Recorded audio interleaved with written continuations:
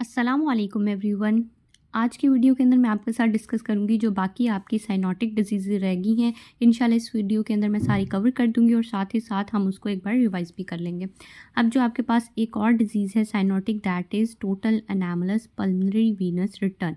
ठीक है, इसके अंदर क्या होता है, इसके अंदर जो भी आपके जो ये अगर एक हार्ट है तो आपकी जो वेन्स आनी होती है पल्मोनरी, वो आपकी लेफ़्ट एट्रिया के अंदर आनी होती है। तो ये एनामलसली आपके पास राइट साइड में ओपन होने लग जाती है, यानी राइट एट्रिया में आने लग जाती है, जिसकी वजह से राइट साइड का प्रेशर जो है वो ज़्यादा हो जाता है।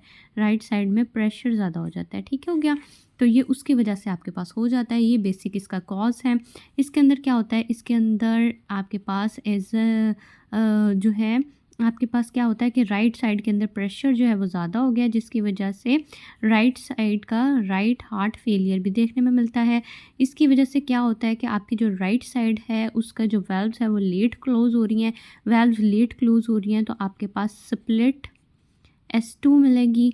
इसको जो एक्सरे में देखेंगे तो आपके पास जो हार्ट की शेप आएगी, फिगर 8 की शेप का आपके पास हार्ट आएगा। तो ये आपने सारे MCQ इसके लिए याद रखने हैं। फर्दर आपका जो रह गया था, हमने आपके साथ टॉफ डिस्कस कर लिया, हमने TGA डिस्कस कर लिया, हमने एब्स्टीन कर लिया, हमने TAPVR कर लिया। अब लास्ट आपके पास रह गया है एजन-मेंगर सिंड्रोम।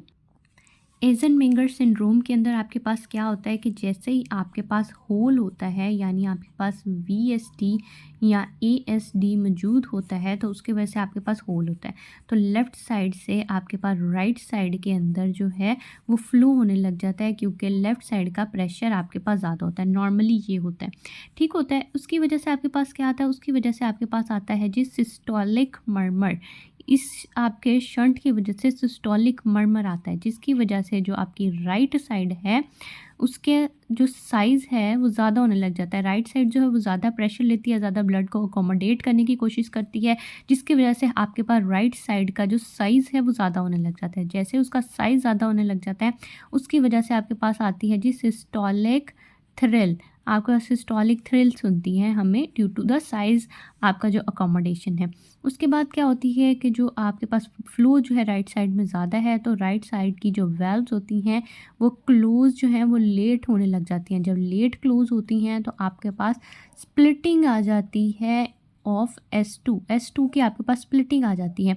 जैसे ही S2 की स्प्लिटिंग आती है तो आपके पास जो पल्मोनरी वेसल्स हैं, पल्मोनरी वेसल्स वो क्या करती हैं, वो क्लोज़ होने की मॉडिफिकेशन करती हैं, वो वेज़ो कंस्ट्रिक्शन कर लेती हैं to protect the lungs. Lungs को प्रोटेक्ट करने के लिए, लंग्स को प्रोटेक्ट करने के लिए, ठीक है, सॉरी आपको शायद नज़र नहीं आता, लंग्स को प्रोटेक्ट करने के लिए वो पल्मोनरी वेसल्स खुद को वेज़ो कंस्ट्रिक्ट कर लेती हैं।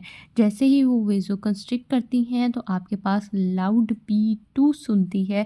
जैसे ही वो कंस्ट्रिक्ट करती हैं प्रेशर का रिवर्सल हो जाता है, रिवर्सल हो जाता है तो आपके पास राइट टू लेफ़्ट शंट हो जाता है, राइट टू लेफ़्ट शंट हो जाता है, जिसकी वजह से आपके पास साइनोसिस हो जाती है।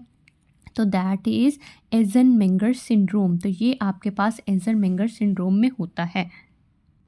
एक बार मैं अगेन आपके साथ रिवाइज़ कर देती हूँ। जब भी आपके पास होल होता है VSD या ASD, तो आपके पास लेफ़्ट टू राइट शंट जाने लग जाता है, क्योंकि लेफ़्ट साइड का प्रेशर ऑटोमेटिकली ज़्यादा होता है, जिसकी वजह से आपके पास सिस्टोलिक मर्मर आता है। सिस्टोलिक मर्मर के बाद क्या होता है कि आपके पास ब्लड फ्लो ज़्यादा आ रहा है, तो राइट साइड जो है कंपनसेट करने के लिए अपने साइज़ को ज़्यादा करना शुरू कर देती है। जैसे ही वो अपने साइज़ को ज़्यादा करने लगती है तो आपके पास सिस्टोलिक थ्रिल आ जाता है।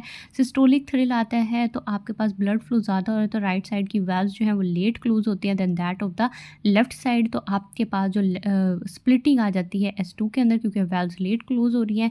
उसके बाद जो पल्मोनरी वेसल्स होती हैं वो खुद को मॉडिफ़ाई करती हैं, रीमॉडलिंग करती हैं अपनी, क्योंकि पल्मोनरी हाइपरटेंशन हो रही है, लंग्स को प्रोटेक्ट करना होता है, तो वो वेज़ो कंस्ट्रिक्ट कर लेती हैं, वेज़ो कंस्ट्रिक्ट करती हैं, तो जिसकी वजह से आपके पास लाउड P2 आता है। देन आपके पास शंट जो है वो रिवर्स हो जाता है फ्रॉम राइट टू लेफ़्ट, और जिसके अंदर आपके पास साइनोसिस हो जाती है। That is called the Eisenmenger syndrome. अब जो लास्ट हमारे पास रह गया एक और होता है, that is hypoplastic left heart syndrome. ठीक है। उसके अंदर आपका लेफ़्ट साइड जो है वो सही तरह बनी नहीं होती। जब लेफ़्ट साइड सही तरह बनी नहीं है तो उसके अंदर प्रेशर भी ज़्यादा नहीं होगा, ऑटोमेटिकली राइट साइड में होगा, जिसकी वजह से आपके पास राइट हार्ट फेलियर हो सकता है। इसका बहुत इंपॉर्टेंट जो एमसीक्यू आता है वो ये आता है कि पल्सेस आपके पास एब्सेंट होती हैं। कोई भी ऐसी साइनोटिक हार्ट डिजीज़ जिसमें पल्सेस एब्सेंट बोलता है, दैट इज़ आपके पास हाइपोप्लास्टिक लेफ़्ट हार्ट सिंड्रोम। और इसके अंदर आपके पास सिंगल S2 आएगी क्योंकि आपके पास लेफ़्ट साइड बनी ही नहीं है। तो ये आपके पास हो गया। अब मैं एक बार आपके साथ सारे रिवाइज़ कर देती हूँ। आपके पास सबसे पहले हमारे पास आ जाता है जी टॉफ़। सबसे पहले आ गया जी आपके पास टॉफ़। टॉफ़ में क्या होता है, टॉफ़ के अंदर आपके पास सॉफ्ट P2 होता है क्योंकि आपके पास स्टेनोसिस हो गई है। साथ ही आपके पास सिंगल S2 आता है क्योंकि ओवरराइडिंग एओर्टा है। एंड देन आपके पास हार्श इजेक्शन सिस्टोलिक मर्मर आता है क्योंकि आपके पास VSD है। और साथ ही आपके पास सिस्टोलिक थ्रिल आता है क्योंकि आपके पास हाइपरट्रॉफी ऑफ राइट वेंट्रिकुलर है। और इसके अंदर आपके पास बूट शेप आपको हर्ट नज़र आता है।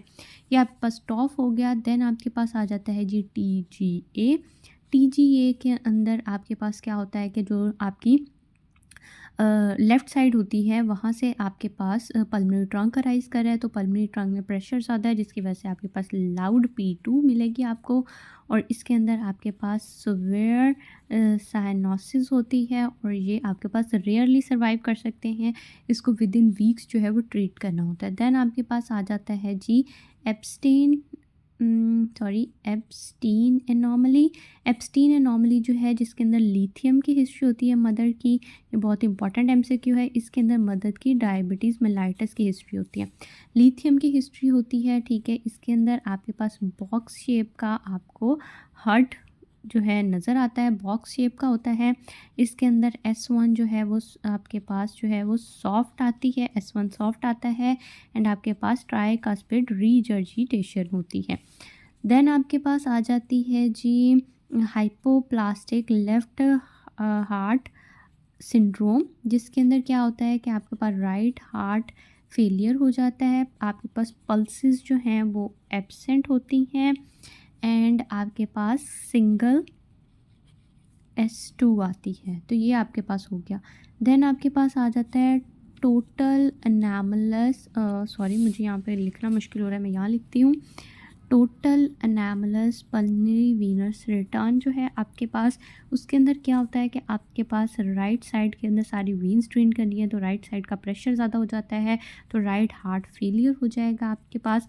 साथ ही आपके पास प्रेशर ज़्यादा है, तो प्रेशर की वजह से उसको कंपनसेट करने के लिए राइट हार्ट जो है उसकी वाल्व देर से क्लोज़ हो रही हैं, तो आपके पास स्प्लिटिंग आ जाएगी, स्प्लिटिंग ऑफ S2 आ जाएगी। और इसके अंदर आपको एक्सरे के अंदर जो हार्ट है वो आपको फिगर 8 शेप का नज़र आता है। और ये आपके पास हो गया। तो ये आपके पास टोटल थी साइनोटिक हार्ट डिजीज़ जो मैंने आपके साथ सारी डिस्कस कर ली हैं। अगली वीडियो के अंदर हम ए साइनोटिक को पढ़ेंगे। That is all from my side. आपका कोई फर्दर क्वेश्चन हो तो आप मुझे कमेंट डाउन कर सकते हैं।